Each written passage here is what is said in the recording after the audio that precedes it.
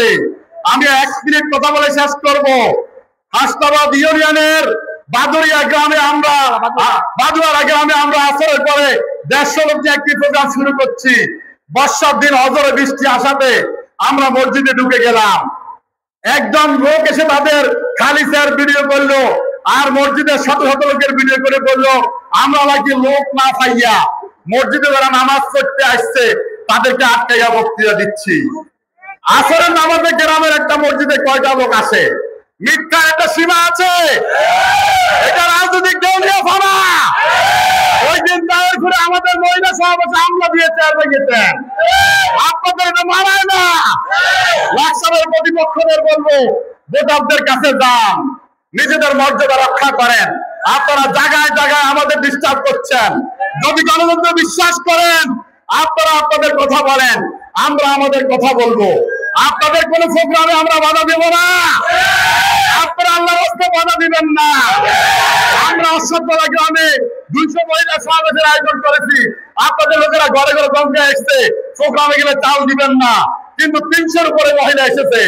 আজকে দাঁড়িপাল্লার যে বাদবাড়িয়া জোয়ার, এই জোয়ার আপনারা ধরে রাখতে পারবেন না। এদেশের মানুষ আগে না ছিল, গত 1 বছরে আপনাদের প্রকৃত রূপ চিনেছে।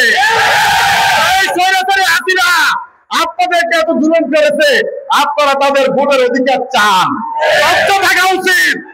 জাতীয় পার্টি তাদেরকে সহায়তা করেছে, তাদের ভোটের নির্বাচনে দেখতে চান। এই লজ্জা জনগণ বুঝে ফেলেছে। সুতরাং নিজেদের দলীয় পড়ে থাকার জন্য আর বক্তব্য অবলম্বন করবেন না। পরিশেষে আজকে এই প্রোগ্রাম বাস্তবায়নের জন্য যারা এখানে এসেছেন, কষ্ট করেছেন, সকলের নিকট ক্ষমা প্রার্থনা করছি। এই যানজটের জন্য আমরা সকলের জন্য আল্লাহর কাছে দোয়া কামনা করছি। আসসালামু আলাইকুম।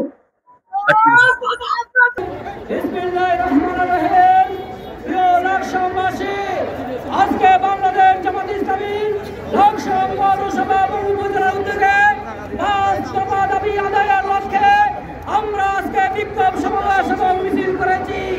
আজকের প্রোগ্রাম থেকে আমরা স্পষ্ট ভাষায় বলতে চাই, আগামী ফেব্রুয়ারিতে বাংলাদেশে নির্বাচন হবে ইনশাআল্লাহ। কিন্তু এর পূর্বে এই 5 দফা দাবি মেনে নিতে হবে, না হলে আমরা বাংলাদেশে কোনো নির্বাচন করতে দিব না। এই দাবি আমাদের নয়, এই দাবি বাংলাদেশের 16 কোটি মানুষের দাবি। এই দাবি বাংলাদেশের 16 কোটি মানুষের দাবি। বিশেষ করে